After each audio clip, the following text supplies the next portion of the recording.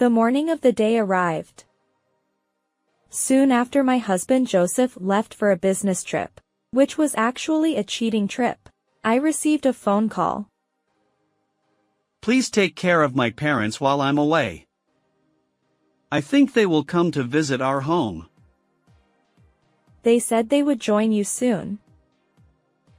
Huh? Well, good luck with your work. Wait, what are you talking about?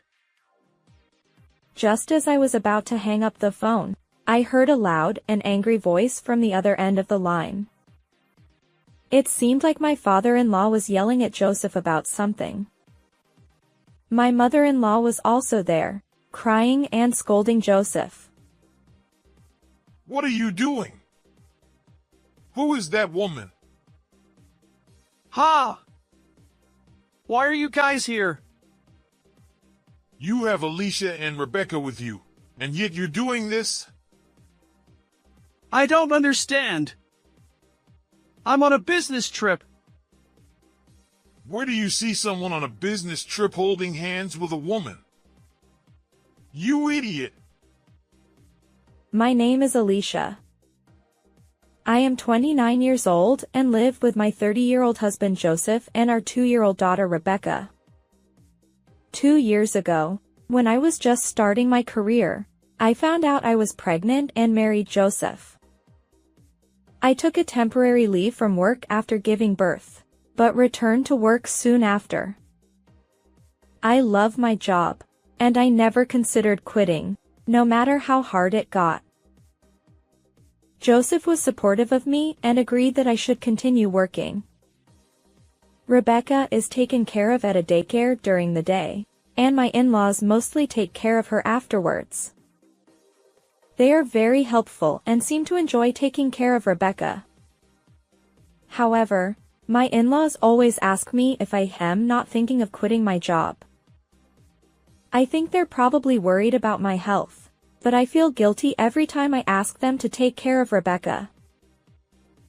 Alicia, isn't it hard to balance work and family? No, I enjoy doing it. In the past, women were expected to stay at home after marriage. Nowadays, there are more working moms. I'm one of them. I love my job and I don't want to quit for the sake of my future finances. Joseph works for a trading company and earns a salary that is above average, so we're not struggling financially.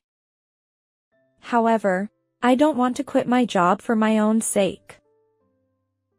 My in-laws sometimes say things like this to me. Alicia, don't you want to feel closer to Rebecca's growth? I'm always grateful to you. But I still want to work. Can't you get by with Joseph's salary? Are you having financial problems? That's not the case. We have enough money, but it's also about my career. I'm fine with it, but Rebecca is growing every day. I feel the same way. Thank you very much. My relationship with my in-laws is generally good. They love their granddaughter, but they also love me more than anyone else. However, they always tell me that I should quit my job for some reason. They're not being sarcastic or mean, but they seem to be saying it from the bottom of their hearts. When my in-laws were raising their children, there was a fixed concept that mothers were housewives. Nowadays, there are more working mothers than housewives. Joseph never complained about me working.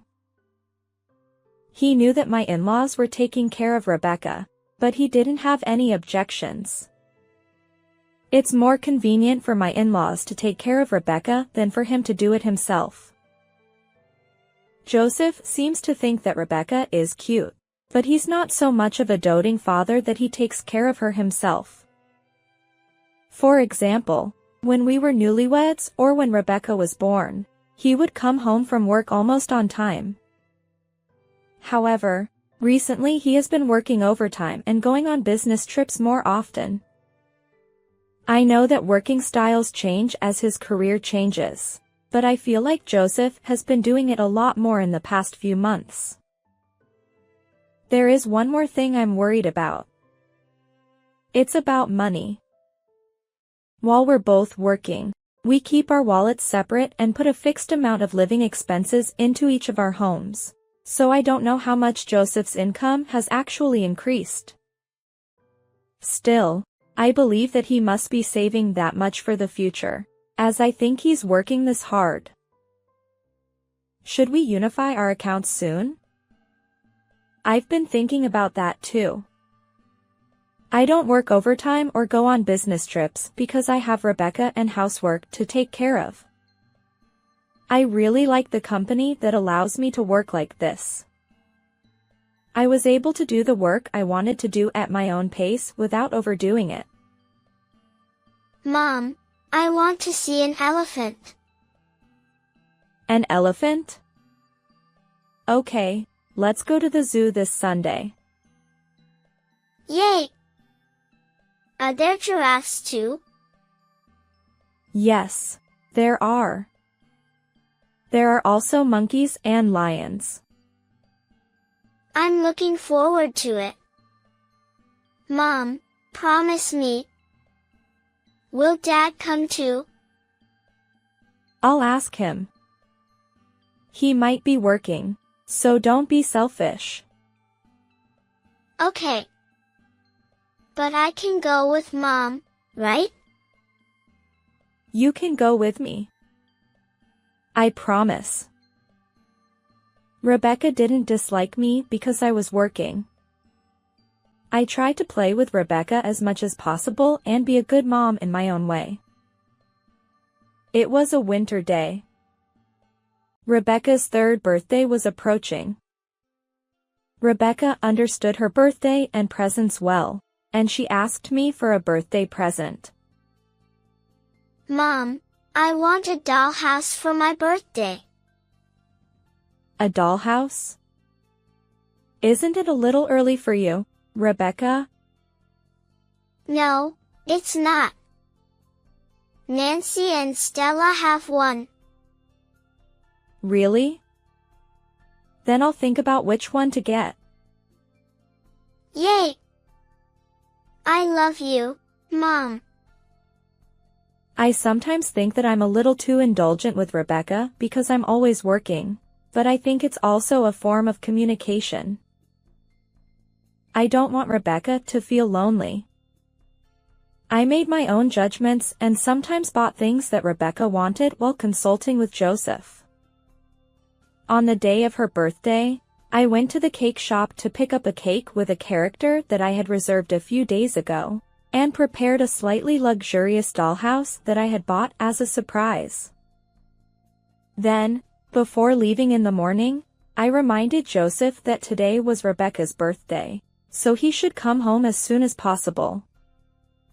Joseph seemed to be in a hurry and gave me a vague answer before rushing off to work. I was worried, but I never thought he would go to a drinking party on his daughter's birthday. I got ready and left Rebecca at my in-laws' house before going to work. I finished work on time that day and went to pick up Rebecca from my in-laws' house. After returning home holding hands with Rebecca, I prepared her favorite dinner that I had prepared the day before while she watched TV, and hid the character cake in the refrigerator. All that was left was to look forward to Rebecca's smile when she received her present. Rebecca and I were ready and waiting for Joseph's return. However, Joseph did not come home no matter how long we waited. I told him I wanted him to come home early today, but since tomorrow was a weekday, I fed Rebecca dinner and put her to bed first. It was Rebecca's birthday, but it was inconvenient for her to wait for her dad and fall asleep. I was waiting for Joseph, but the date was about to change. I kept sending messages to his smartphone, but he didn't reply. Just as I was about to eat and go to bed, The front door opened with a clatter. I'm home. Welcome back. You're late. Did something happen? I had to work overtime. Where's Rebecca? She's already asleep. I told you to come home early today. It can't be helped. It's work.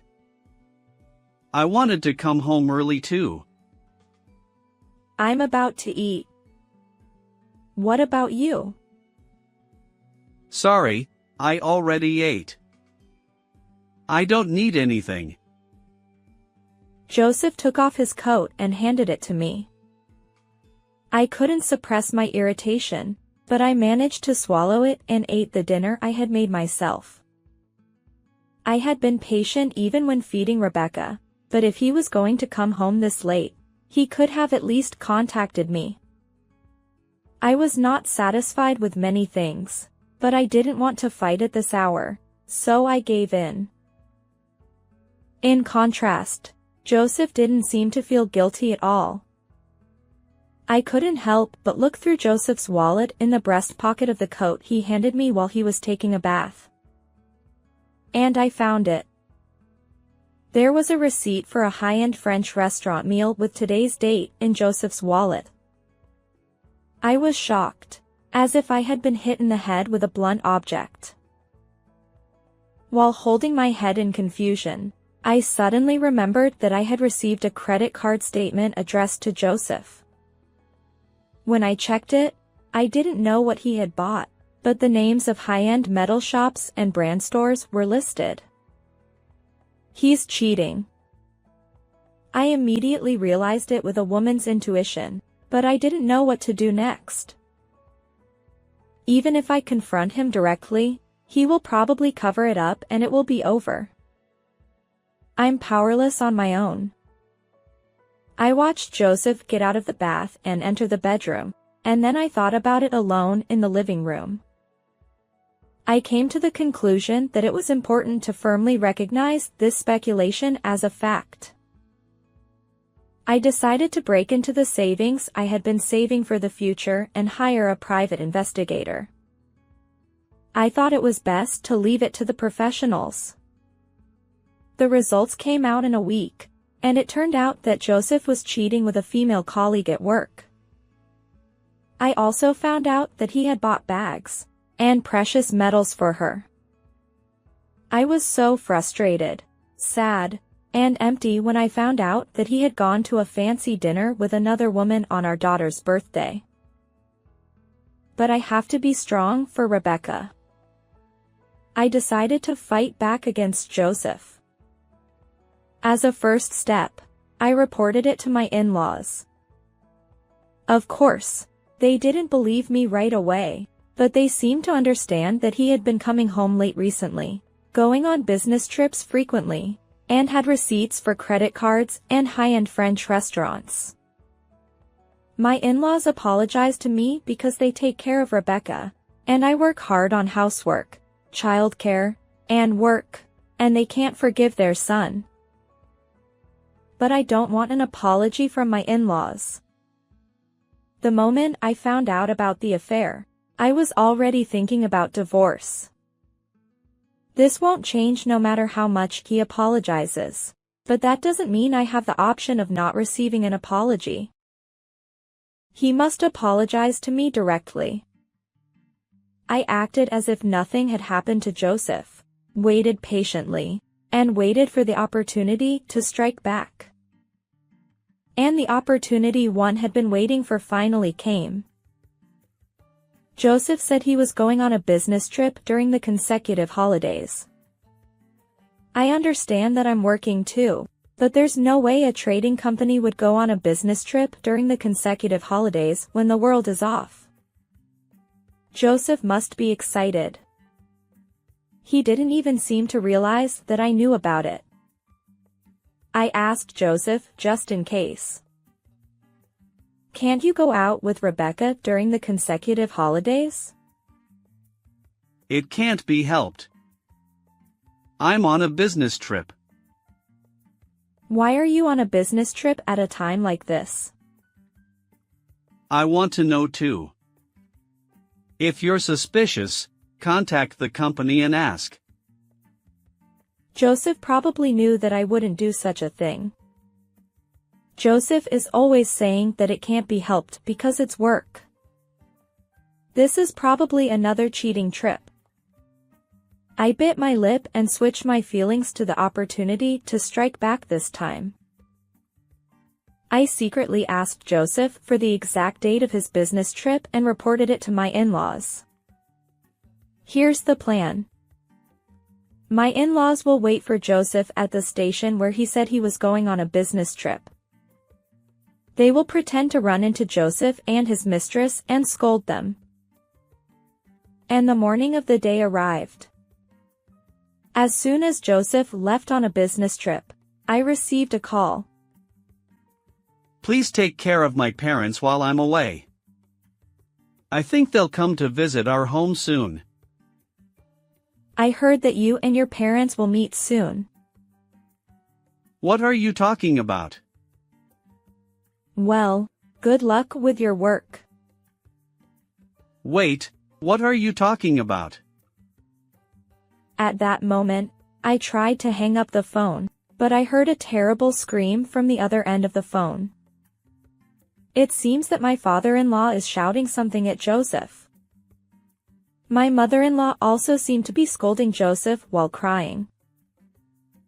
What are you doing? Who is that woman? What? Why are you here, Dad and Mom? You're doing this while you have Alicia and Rebecca. I don't understand. I'm on a business trip.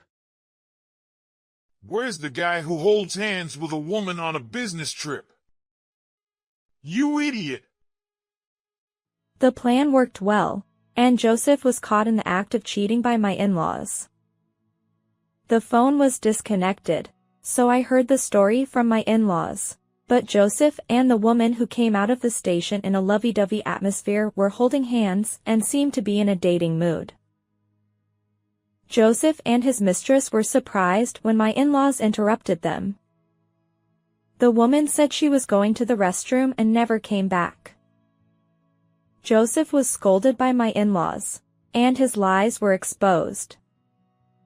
He was taken back home. My parents, who live far away, happened to come to see their granddaughter during the long holiday. I asked my parents to take care of Rebecca, and the four of us, my in-laws, Joseph, and I, talked about the affair. So, what happened to the business trip? Well, I happened to run into my parents at the destination. Ha ha ha. Don't lie. Is that work? Apologize to Alicia. You're such an embarrassing son. Joseph apologized to me. Alicia, I'm really sorry. I'll put my family first from now on. That means it wasn't the case before. Please forgive me. I was a little crazy. You went too far for being a little crazy. I won't forgive you. Please give me another chance. Who are you to say that? Sorry, but I can't believe you. Joseph asked me for forgiveness, but I didn't change my mind about divorcing him and taking Rebecca with me. My in-laws also felt sad to lose their granddaughter, but they couldn't forgive their son for what he did, so they defended me. I work too, and Rebecca is still young, so I can move without worrying about changing schools.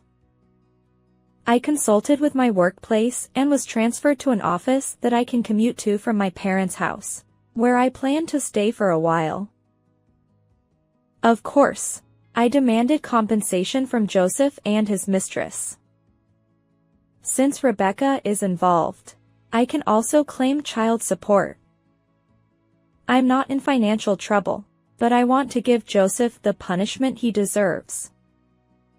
And according to the settlement, I was able to get tens of thousands of dollars in compensation from Joseph and his mistress.